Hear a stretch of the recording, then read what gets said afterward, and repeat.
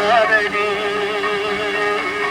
நாளை வருவான் நாயகன் என்று நல்லோர்கள் சொன்னாரடி.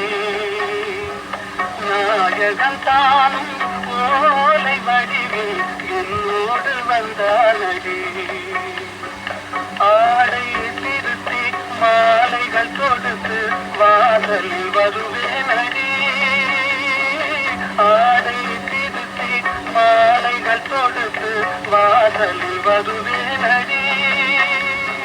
மன்னவன் என்னை மாற்றில் தழுவி வாழ்கென சொல்வானடி. வாழ்கென சொல்வானடி.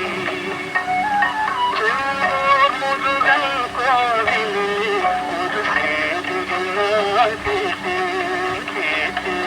சேவல் கூறும் காலை நேரம் பாடலை நான் கேட்டேன்.